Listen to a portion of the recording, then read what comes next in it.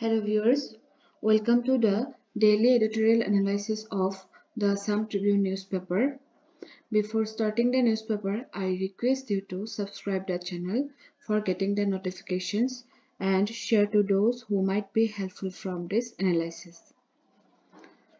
Let's start the first important article, which is the turmoil in Manipur. Okay. Manipur, which joined the Indian Union after signing the merger agreement. So, when the agreement was done in the year of 1949, and the month was, I think, September. Okay, so you should remember about the merger agreement when it was done in 1949 September month.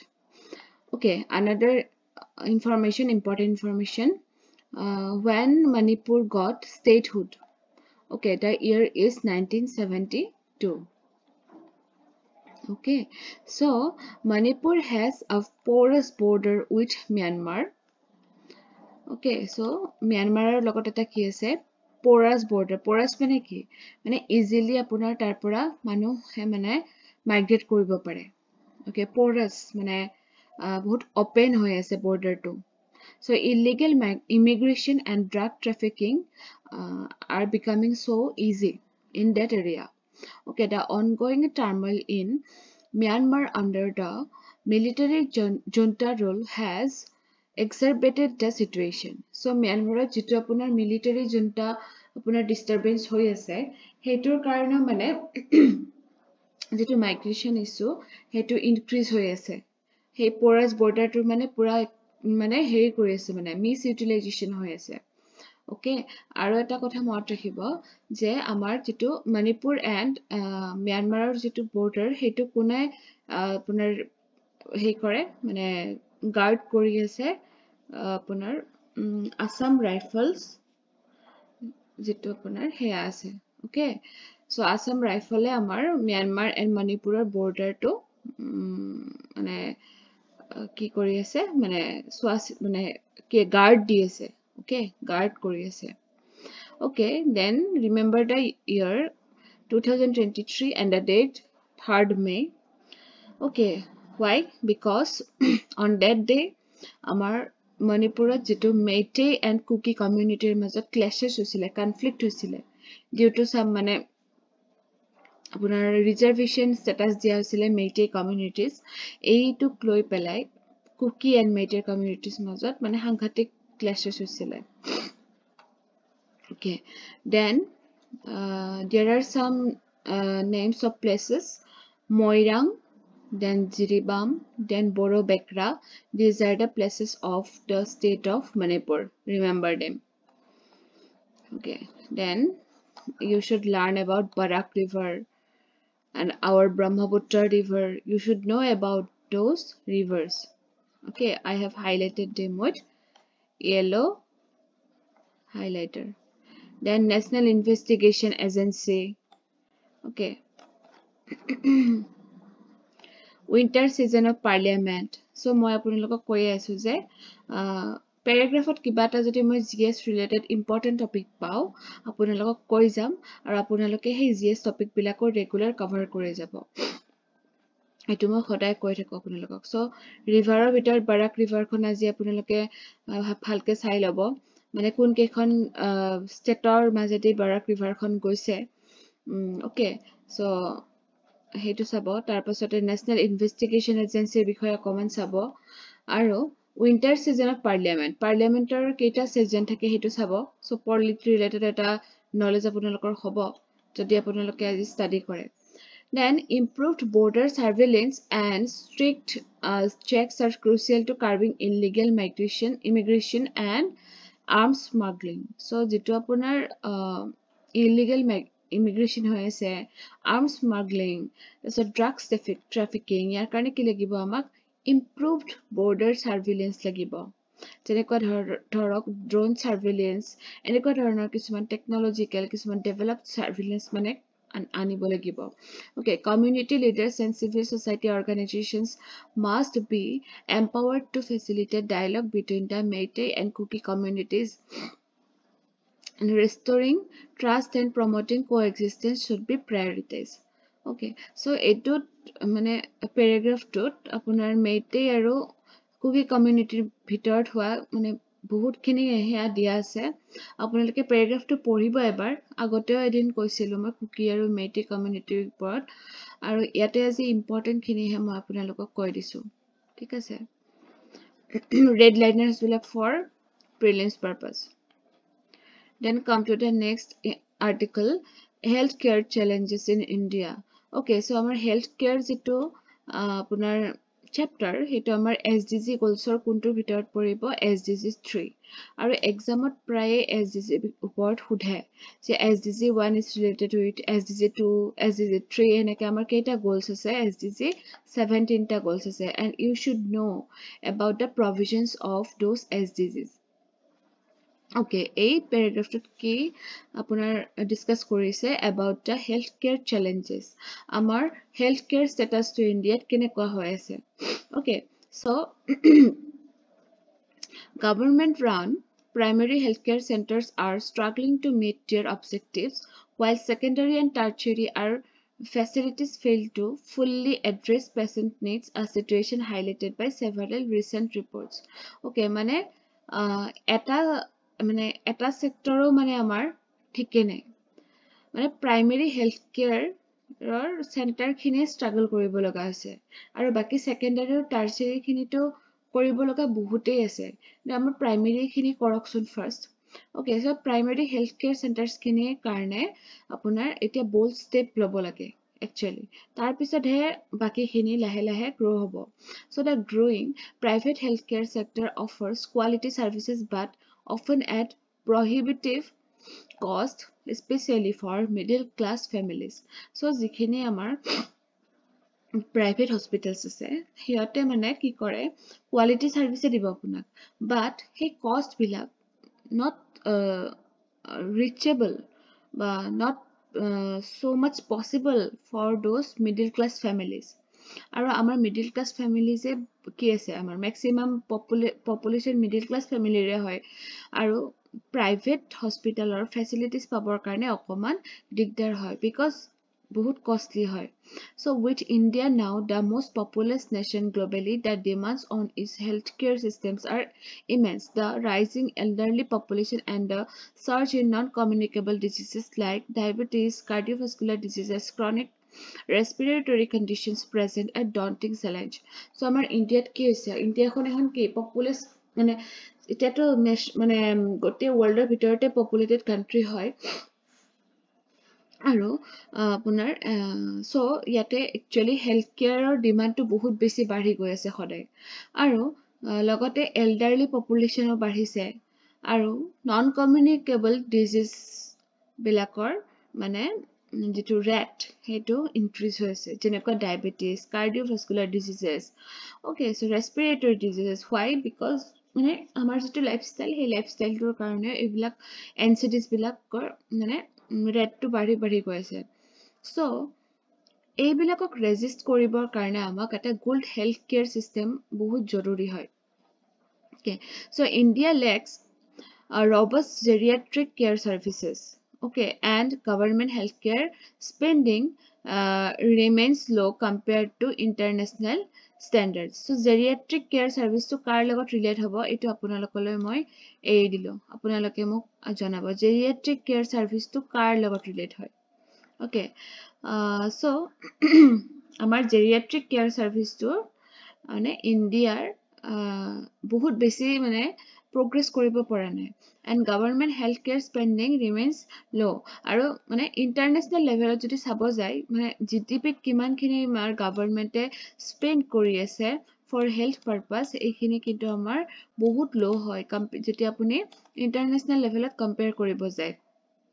okay চাব আপোনাৰ life expectancy okay life expectancy to কি হয় আমাৰ মানে এটা জানেনে আপোনালোকে HDI বুলি এটা হে আছে ইনডেক্স আছে হিউম্যান ডেভেলপমেন্ট ইনডেক্স সো তাতে আপোনাৰ লাইফ এক্সপেক্টেন্সি তাৰ পিছতে এডুকেশন তাৰ পিছতে আপোনাৰ পাৰ কেপিটা ইনকাম, এই তিনিটা হ'ল মেইন মানে ডাইমেনশ্যন। এই ডাইমেনশ্যন কেইটাৰ ওপৰত ডিপেণ্ড কৰি আমাৰ HDI-টো সেয়া কৰে মানে ৰেংকটো উলিয়াই লয়। অ'কে, চ' আমাৰ ইণ্টাৰনেশ্যনেল লেভেলতকে আমাৰ যিটো হেল্ডি লাইফ এক্সপেক্টেঞ্চিৰ কথা কৈছোঁ মই। চ' যিটো লাইফ এক্সপেক্টেঞ্চিৰ কথা ক'লোঁ, সেই লাইফ এক্সপেক্টেঞ্চিটো আপোনাৰ হেল্ডি হ'ব লাগিব। যে এজন মানুহ জীয়াই আছে বাৰু বহুত বছৰ জীয়াই থাকিলে, কিন্তু তেওঁৰ যদি ইন এ হেল্ডি ৱে জীয়াই নাথাকে, তেতিয়াহ'লে তেওঁৰ সেইটো মানে আপোনাৰ প্ৰপাৰ HDI-ত নপৰিব। গতিকে তেওঁৰ ঠিকে আছে, লাইফ এক্সপেক্টেঞ্চিটো মানে লং হয়, কিন্তু উইথ গুড হেল্থ হয়। সেইটোহে আপোনাৰ লাইফ এক্সপেক্টেঞ্চি বুলি, কোৱালিটি লাইফ এক্সপেক্টেঞ্চি বুলি ক'ব। তাৰপিছত চাব প্ৰিলিমছৰ কাৰণে PMJAY ফুল ফৰ্ম প্ৰধানমন্ত্ৰী জন আৰোগ্য যোজনা কেতিয়া লঞ্চ কৰা হৈছিলে? 2018। আৰু ইয়াৰ অবজেক্টিভ কি? It aims to provide health care coverage to the bottom 40% of the population.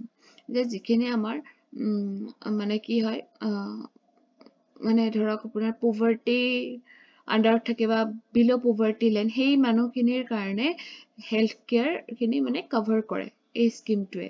So' however government has recently increase the PMJAY health coverage to include senior citizens aged above 70 and above. So' আৰু এটা provision আনিলে recently যে যিখিনি 70 years old senior people হয়, old aged people, আৰু তাৰ ওপৰখিনিকো এতিয়া PMJAY আণ্ডাৰত মানে আনিব। Rural health remains severely underdeveloped despite growing healthcare demand. So আমাৰ বিশেষকৈ ৰুৰেল হেল্থ কেয়াৰত মানে আমি মানে আণ্ডাৰ ডেভেলপড হৈ আছোঁ। কাৰণ হঠাৎ কিবা এটা ডাঙৰ বেমাৰ হ'লে আমি আপোনাৰ আৰবান হেল্থ কেয়াৰ চেণ্টাৰত যাব লাগে। মানে সহজতে মানে সেই নহয়, বস্তুবিলাক পোৱা নাযায় ছাৰ্ভিচবিলাক। চ' সেইকাৰণে এটা গেপ আছে। So' the establishment of new medical college is positive step, but the shortage of qualified teachers threatens the quality of medical education and patient safety. Okay, medical কলেজেছটো বহুত হৈ গৈছে, বাট তাতে যদি আপোনাৰ কোৱালিফাইড টিচাৰ্ছে নাথাকে, কেনেকৈ শিকাব? গতিকে যদি ভালকে নিশিকায় তো মানুহৰ কি লাইফৰ লগত কথা থাকিব ন। বিকজ ডক্তৰ এজনে কি কৰে, পেচেণ্ট এজনক ট্ৰিট কৰিব লাগে বেমাৰ হ'লে। যদি তাৰ মানে সেই ষ্টুডেণ্টজনে যদি এডুকেশ্যনটো লওঁতে ঠিক নহয়, তেতিয়াহ'লে এইটো এটা ছেফটি ইছ্যু হৈ যাব পিছলৈকে। চ' the uneven distribution of healthcare services between urban and rural areas continues to exacerbate inequality. আৰু যিটো ওপৰত ক'লোঁ, ৰুৰেল হেল্থ কেয়াৰত মানে কি হৈ আছোঁ, আমি পিছ পৰি আছোঁ, সেইটোৱে এটা কি হয়, ইনইকুৱেলিটি এটা ক্ৰিয়েট কৰে। অ'কে, চ' ফাৰ্ডাৰ মানে ৰুৰেল আৰবান ডিভাইড টাইপ মানে সেনেকুৱা এটা কণ্ডিশ্যন ক্ৰিয়েট কৰে। চ' ফাৰ্ডাৰ ৱাইডেনিং the gap between those who can afford quality care and those who can't. So' সেইটোৱে যে ইনইকুৱেলিটি এটা ক্ৰিয়েট কৰি দিয়ে। Okay, so' India's rising NCD burden. NCD মানে ক'লোঁ ডায়েবেটিছ, তাৰপিছতে আপোনাৰ ৰেছপিৰেটৰী, এইবিলাক হ'ল NCD, non communicable diseases. Influence by urbanisation, changing food habits, poor nutrition, unhygienic living conditions, lack of access to clean drinking water, এইবিলাক কি আমাৰ lifestyle. এই লাইফষ্টাইলবিলাকে আমাৰ NCDছবিলাক সদায় ইনক্ৰিজহে কৰাই গৈ আছে। So' health literacy and behavioural changes are pivotal in reducing the incidence, prevalence, morbidity, and mortality of NCDs. Okay. According to studies, NCDs not only account for over half of the deaths in the country, but also substantially reduce workforce productivity. যে এতিয়া যিমানখিনি death rate আছে আমাৰ ইণ্ডিয়াৰ, তো তাৰে আপোনাৰ half মানে আধাতকৈও বেছি আপোনাৰ NCDছৰ কাৰণে মানে ডেথ হয়। অ'কে, আৰু ডেথটো হয়ে আমাৰ ৱৰ্ক প্ৰডাক্টিভিটিটো NCDছে কমাই দিয়ে। Okay, so it has been estimated that every 10% increase in NCD-related mortality can decrease the economic growth by 0.5%. So NCD 10% যদি বাঢ়ে, আপোনাৰ economic growth মানে কি, working capacity কমালে মানে কি, আমাৰ economic growthটো কমি গ'ল। So মানে for 10% NCD 0.5% working মানে economic growth আমাৰ decrease হয়। If unaddressed, India could lose $4.58 trillion by 2030 due to NCDs. So it kiman kini amar loss ho jabo. So public awareness about risk factors like unhealthy diets and lack of sanitation must improve to address this growing crisis. It is a public awareness lagibo. Okay, the unhealthy diets, lack of sanitation, এইবিলাক বস্তু কি কৰিব লাগিব মানে remove কৰিব লাগিব. So private healthcare providers মানে প্ৰাইভেটেও যাতে আপোনাৰ কি হয় এটা ৰিজনেবল ৰেটত মানুহক ট্ৰিট কৰে. ওকে, যে অকল মানে নিজৰ প্ৰফিটটো চালে নহব, সব ক্ষেত্ৰতে আপোনাৰ ৱৰ্ক এথিক্সটো চাব লাগিব মানে. সো ইকুইটি এথিক্স এইবিলাকতো কি কৰিব লাগিব তেওঁলোকে মানে বেলেন্স কৰিব লাগিব মানে যেতিয়া কেয়াৰ সাৰ্ভিসটো দিব. সো পাব্লিক প্ৰাইভেট যেটো আমাৰ পাব্লিক প্ৰাইভেট পাৰ্টনাৰশ্বিপ এই বস্তুটো যদি হেল্থত আনে তেতিয়াহ'লে আমাৰ বেছি মানে ৰবাস্ট হ'ব, বস্তুটো বেছি মানে ফ্ৰুটফুল হ'ব. Okay, so on the other hand, public healthcare system must become more responsible, stepping up to meet the healthcare needs of the nation.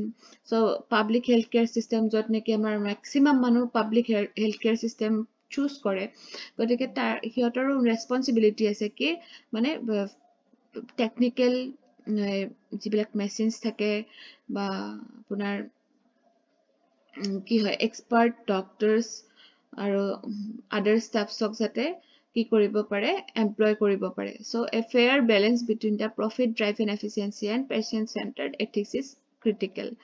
So achieving universal healthcare coverage requires reform across the entire system. হেতু আছে এটা uniform system লাগে actually.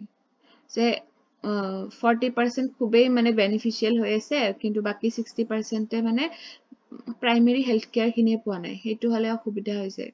So quality food, clean water, hygiene and sanitation along with better understanding of healthcare policies and preventive measures must also be prioritized to create a healthier future for all. Okay, এখিনি আছিল আৰু SDG টো মনত ৰাখিব আপোনালোকে.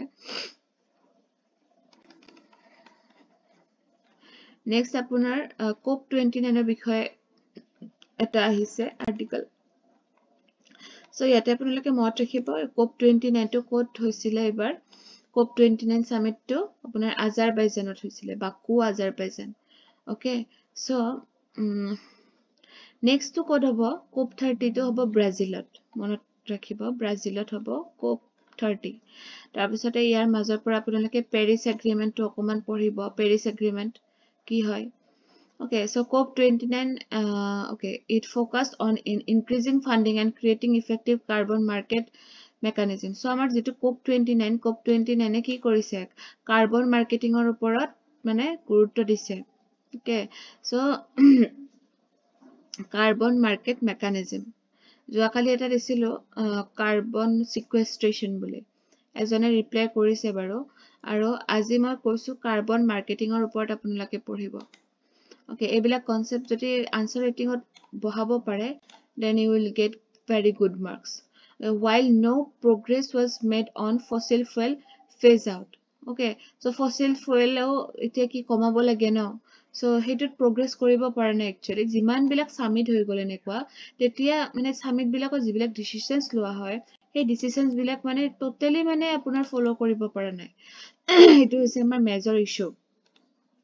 Okay, so operationalizing carbon markets with 25 countries along with the European Union pledging no new coal commitment. Okay, je coal to ko etia ki koribo, coal to mane coalor use to mane hei koribo mane stop koribo. Bahut khini country apunar commitment dise je ami coal aru use nokoru. Amar India aru China kintu koribo para nai hei commitment to. So the pledge comes in the wake of increased awareness. The rapid reduction of coal emissions is an target priority in order to keep global temperature rise within 1.5 degrees Celsius.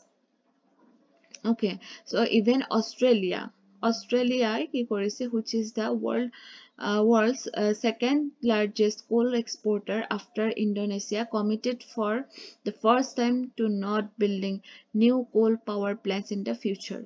So Australia khoneo ki korise je aru ami notunke coal power plants nabanao, jikhon neki apunar world er bhitorte second coal exporter hoy. Kar pisot hoy আমাৰ ইণ্ডোনেছিয়াৰ পিছত অষ্ট্ৰেলিয়াখনে second কোল এক্সপোৰ্টাৰ হয় okay important information the participating nations agreed on a new collective quantified goal for climate finance to support developing countries with $1.3 trillion per year to be enabled by all actors and $300 billion for developed countries to take the lead on developing so ekhini asile aru slow progress buli eta ase yate NH37 to apnaloke sabo NH37 to mane code spread hoise NH37 National Highway 37 amar Assamot ase so amar eta topic ase GS Street roadways buli roadways railways port ebilak so roadways or khetrot amar Assamor bhitorot এখিনি কথা important হৈ যাব পাৰে কোনবাটো কোৱেশ্চনত that bad road conditions have been perennial constraint in Assam negating the utility of roads and causing severe inconvenience to commuters যে যেটো আমাৰ roadৰ condition হৈ আছে bad road conditions এটো আমাৰ perennial constraint হয় এটা regular constraint হয় মানে সদায় হৈ থকা এটা issue হয় so negating the utility of roads আৰু সেই বেড ৰোডৰ কাৰণে আমি ৰোডটো ফুললি ইউটিলাইজ কৰিব নোৱাৰো এতিয়া বাৰু বহুতখিনি ভাল কৰিছে গভৰ্ণমেণ্টে কিন্তু বেড ৰোডটো এটা মানে মেইন ইস্যু হয় আমাৰ আসামৰ কাৰণে আৰু ইনকনভিনিয়েন্স হয় মানে so bad roads stem largely from the lack of periodical maintenance এতিয়া ৰাস্তাটো বনালে কিন্তু periodical check টো নহয় মানে লাহে লাহে আপোনাৰ বেয়া হৈ থাকে ন ৰাস্তাবিলাক so সেইটো periodical মানে আকৌ ৰিপেয়াৰিং কৰিব লাগে সো হেতু কম্প্ৰমাইজ কৰি দিয়া হয় ওকে সো while যদি আপোনাৰ ৰাস্তা বনাওতে আপোনাৰ কোৱালিটিটো মেইনটেইন কৰা নহয় তেতিয়া হুনকালে বেয়া হৈ যায় আৰু কেতিয়া কোৱালিটি মানে হে কৰিলেও ৰাস্তাবিলাক বেয়া হৈ যাব পাৰে ন হেতু পিৰিয়ডিক্যাল মানে মনিটৰ কৰিব লাগে সো হেতু কৰা নহয় এই কাৰণে মানে এই ইস্যুটো হৈয়ে থাকে So, bad roads stem largely from the lack of periodical maintenance and compromising quality. While a road project is sanctioned, it usually has a component concerning periodical maintenance but is generally ignored. Ignore kora hai. Some associated works such as proper marking of speed breakers, road dividers, etc. with appropriate signal are often overlooked. Aru kisuman jagat saboson iman speed breakers thake jot neki mane কেতিয়াবা মানে এনেকুৱা হয় ন এইটো পিছত সেইটো এনেকুৱা কাৰণতো দিয়ে বাৰু কিন্তু কিছুমান জায়গাত চাব যত বহুত বেছি নিড আছিল সেই জায়গাটোত স্পিড ব্ৰেকাৰ নিদিয়ে যাৰ ফলত এক্সিডেন্টস বিলাক খুব মানে সঘনাই হয় ওকে সো হেতু যে প্ৰপাৰ মাৰ্কিং কৰা নহয় হেতু এটা কথা যে স্পিড ব্ৰেকাৰটো বনাই থৈছে তাতে মাৰ্ক কৰা নাই আমি দূৰৰ পৰা যদি স্পিড ব্ৰেকাৰত একডাল বগা এনেকুৱা দিব লাগে একচুয়ালি যদি আমি এটো দেখা নাপাও আমাৰ গাড়ীখন জাম্প হৈ যায় জাম্প হৈ গলে কি হয় এক্সিডেন্ট হ'ব পাৰে বহুত যদি স্পিডত গাড়ীখন চলাই থকা হয় ওকে সো ৰোড ডিভাইডাৰ্স বিলাক ক্লিয়াৰ মাৰ্কিং নকৰে এটো এটা মানে ইস্যু হয় okay so speed breaker road dividers ebilak amar issue hoy ase aru periodical maintenance to homoymota kora nohoy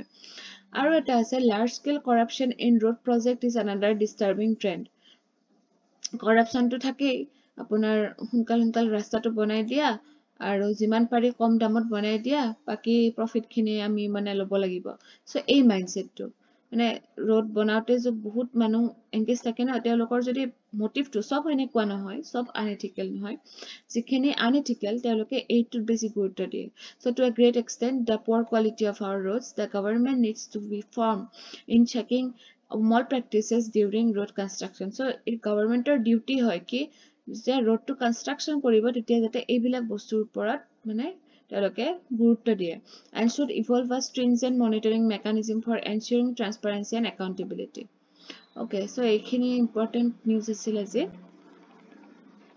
আপোনালোকে হে কৰিব এই যিখিনি ইয়েলো কৰিছো ন সেইটো সদায় কম মই দেই সো সেইখিনি পঢ়িব সদায় আৰু যিমান পাৰে নোটস শৰ্ট নোট বনাব ট্ৰাই কৰিব ওকে ঠিক আছে thank you for watching the video